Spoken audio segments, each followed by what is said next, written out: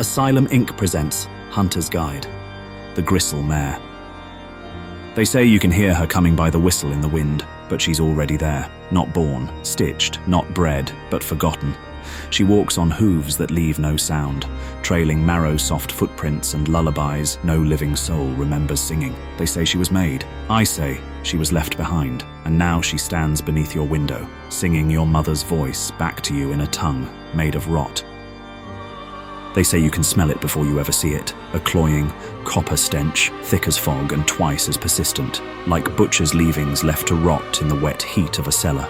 It curls through the gutted hollows of the old coal roots, seeping from the mouths of abandoned mines, like a warning exhaled from the throat of the earth itself. Something stirs in those forgotten hills, not beast, not machine, but a monstrous intermingling of sinew and engineered blasphemy. The locals call it the Gristle Mare, though most dare not say the name aloud after sundown, lest the very mention invite its attention. Those who've encountered it, what little remains of them, rarely agree on every detail, but certain images return with uncanny regularity. A quadrupedal shape, enormous, lurching across the ridgelines with an inverted gait, like a film reel playing in reverse.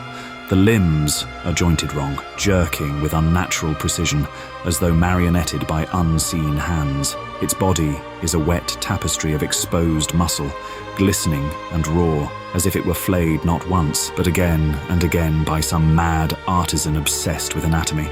The head is what makes men weep.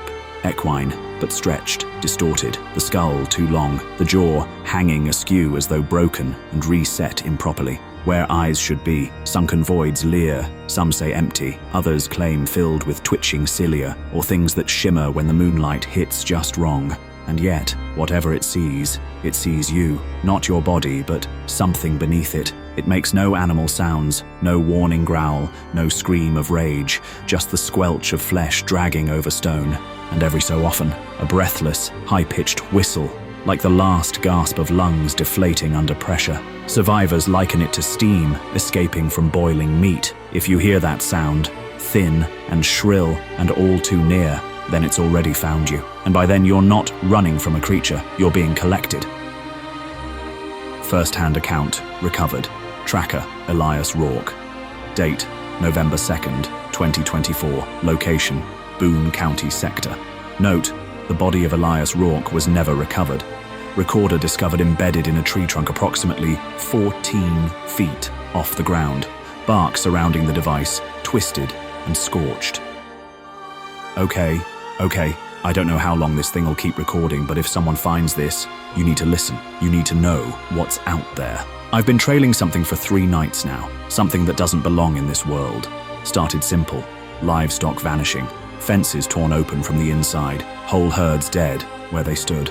Eyes wide, ribs cracked outward, like something burst from within. I found a deer laid out, like it had been dissected by hands that didn't care if it lived or died. Its legs were bent backward, creased like paper, but no blood, no struggle, just discarded. Then last night, it watched me, from the tree line. I didn't see all of it, only enough to wish I hadn't.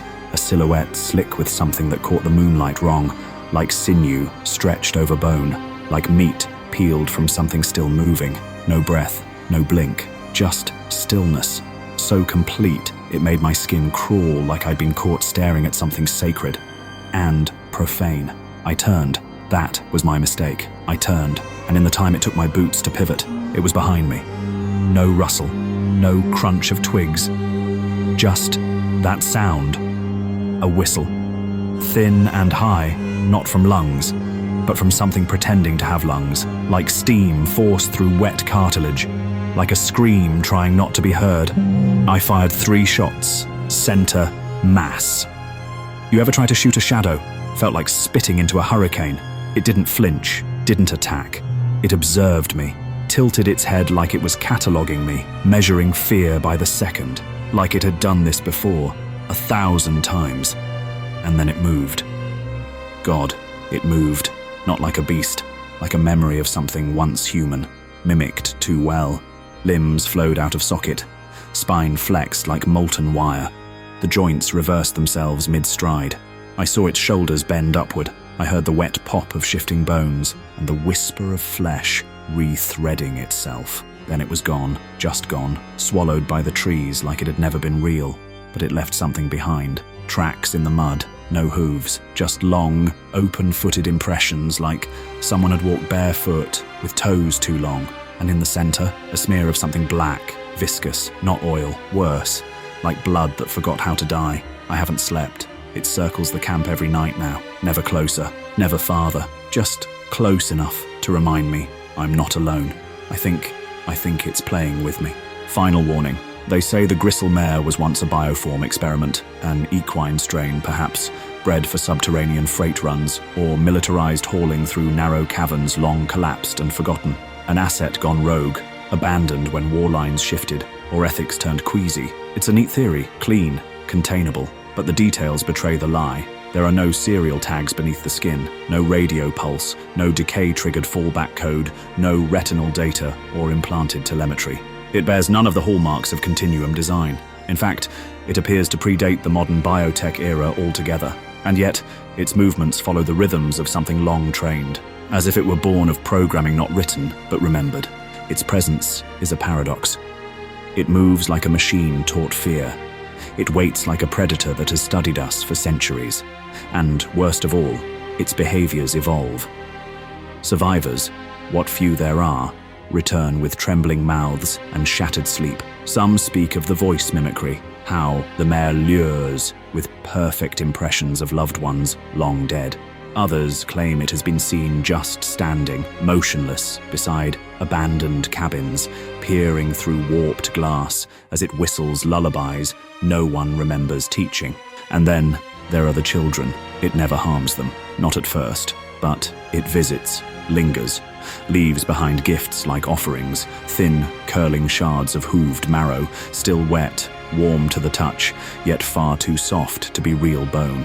One girl woke to find her bedsheets damp with something black, her window latch broken from the inside. She couldn't remember a dream, but she hummed a song no one could identify, and her breath fogged the air in a room that wasn't cold. So, if you're tracking in the Appalachian Hollows, and the air turns sour with the stink of copper and decay, leave. Do not whistle, do not speak, do not answer a voice, no matter how familiar, that calls your name from the dark. And if you see it, if that skinless, crown-split head turns toward you, run.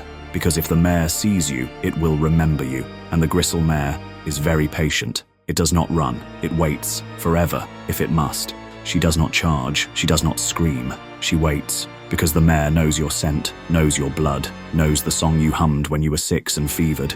You'll see her one day, at the edge of the tree line. She'll tilt her head, and you'll swear she's smiling. Don't wave, don't whistle, just run, if you can. If you found yourself stirred, unsettled, or just a bit more wary of shadows, consider offering a like to feed the entity that powers these tales. And should you subscribe, you may yet survive to hear the next whisper from the void.